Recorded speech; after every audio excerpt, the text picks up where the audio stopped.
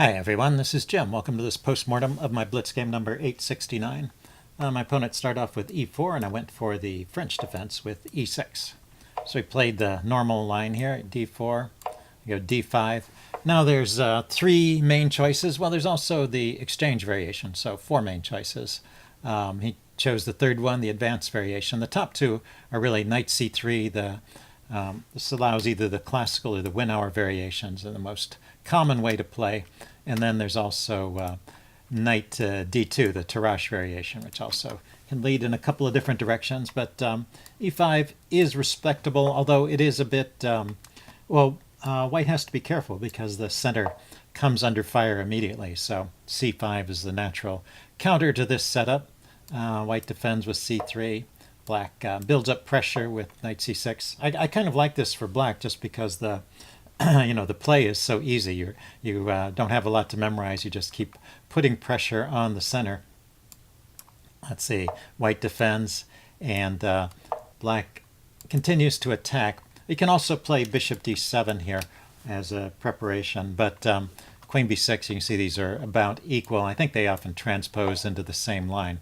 And here we went bishop d3, which leads to the Milner-Barry gambit. The move I've seen most often here is actually bishop e2. It looks like that's the second choice here. Just to look at that for a bit, if white plays bishop e2, black will probably take here, and white can take back with a pawn. And I would probably go knight to e7 rather than knight to h6, but it looks like both of those are in the cards. Notice that this square b5 is available here for either the bishop to come out or maybe this knight to come to. So maybe that explains why the actually most popular move here in this position is not bishop e2 or bishop d3, but actually just a3, which takes control of that square. Even after the trade, white will still own the b5 square. I guess it's a generally useful move, although it does look a bit funny to me. It looks kind of slow, but seems to score well in practice. I just don't see it. So maybe club players are just not that sophisticated to play a move like a3 here. Anyway, bishop d3 is this game. And I play bishop d7. The idea here, well, first of all, let's show what happens if you take right away and you keep taking. This is a blunder because white can take and black can take, and then white has this check, and you just lose your queen there. So that's what I was talking about. It seems like the most precise way to play this is not what I did. I did I did bishop d7 right here, which sets up this exchange on d4 rather. It looks like the way to play it is to take first. And then when he takes back, then you play bishop d7. So you don't keep taking, but you get bishop d7, and now you're threatening to take there. And if white castles here, then that is the gambit line. But if he doesn't castle and gambit the pawn, it's actually a bit awkward to defend. So, well, bishop back to c2 I've seen in this position. So what's wrong with the other move order? I went bishop d7 first. And here, instead of letting me take, he just castled here and we get into the same line. He could take first here. And after I take back, it looks like this is okay for white here. So anyway, it's just a little more precise to exchange first and then play bishop d7. But let's do the move order. I played bishop d7. He castled. He didn't bother defending the pawn. And I took. He took, and I grabbed the pawn, and he kept exchanging, which he doesn't have to. He could develop his knight, but this is the most common way to play it at this point. It brings my queen out here, and that's one of the ideas of the gambit, is to try and gain some time against the queen, and this knight gets developed to a good square on c3. And it also is kind of threatening to come in here, harass the queen, and maybe drop into this square. Also, the bishop coming into that square might be annoying. So I played a6 here. I actually no longer remembered the lines at this point, but the a6 is a logical move to try and keep control of that b5 square. And now he played king h1. Well, let's follow the normal line. Maybe you can see some of the ideas of this gambit. He goes queen e2. I develop my knight, say knight e7. I can play rook to d1 and set up some kind of harassment of the queen. And no, I have had to play some slow moves here, so I had to throw in this a6 move to keep his knight out of, or bishop out of b5. So I'm behind in development. He's safely castled. He's got all his pieces out except for this bishop, which can come into the game pretty quickly. So it's, there's some compensation for white, but black should be okay there. And come out a pawn up at the end. Let's see. Another thing I wanted to point out here is that grabbing this pawn at this point is actually playable, but it's not considered best. It's your two pawns up at that point, but now white really does get a lot of activity. So that's something to watch out for. See, it's a little bit dangerous to grab that pawn. So anyway, I played a6. He went king h1, and I went knight e7, just continuing to develop. At this point, the chess engine says it actually is safe to take that pawn, and I probably should, but I guess was conditioned not to think about that by the previous line. Anyway, and white could continue here with queen to e2, and it would be pretty similar to other lines, or f4, which f4 would be kind of the logical follow-up to what he played. He moved his king to h1 to unpin the f-pawn, so why not play f4 and try and do something over here on the king side. Looks like there's some compensation for white, but maybe not enough. Anyway, g4 is a big mistake. It just opens up lines to his king without doing much. Let's see, and we're just out of the book at this point. So I dropped, once again, I should probably just take the pawn now, but I dropped my queen back to c5. He went a3, so maybe he's planning b4 here to kick my queen again. Played knight to g6.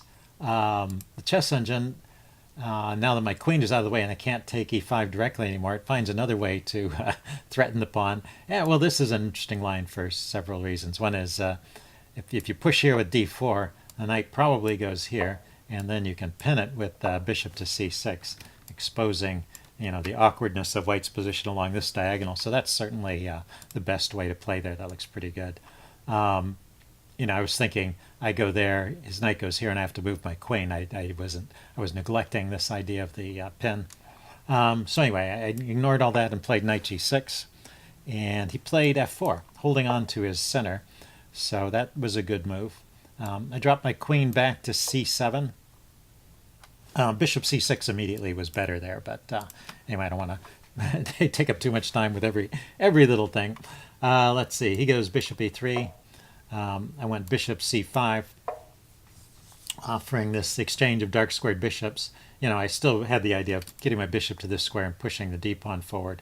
So I thought this was good for me to trade those off. So when he went queen e2, I went ahead and traded, but that's actually a big mistake. There's a nice little tactic here, so you should be able to spot it. Yeah, I don't know what I was thinking. Anyway, pause the video if you haven't spotted the tactic yet. I'm giving it away. The tactic is I should just push that pawn forward and fork those two pieces. My bishop is defended, so even if he drops the bishop back this way to try and keep a pin on, I can still take the knight.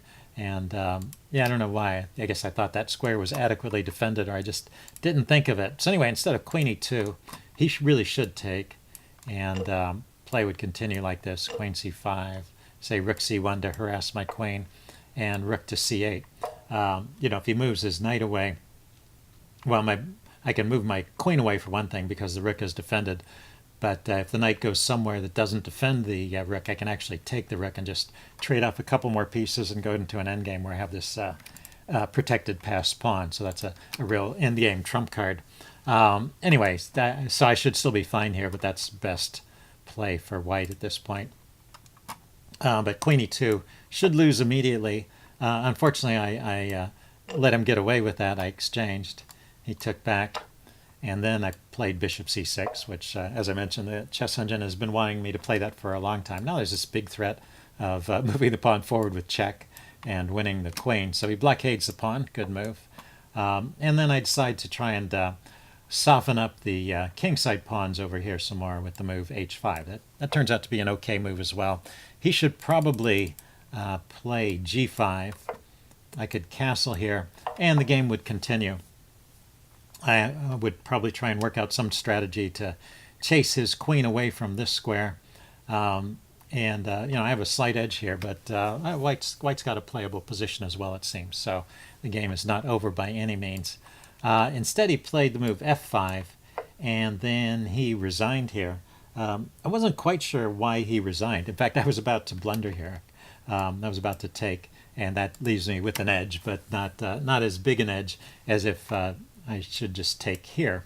And in fact, that's something I had mentioned, I think, in the video, or at least I had thought about, that if he pushes the f-pawn, it undefends the e-pawn. That's the point of having the queen here, as well as the knight, so I can just take there.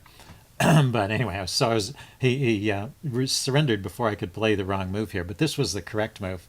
And but I was still wondering why is this so strong? The chess engine evaluation switched from -1 to -5, so it's like I'm winning a piece here. So I looked at a couple of lines. Let's see, what he could try is something like, well, what if he keeps taking?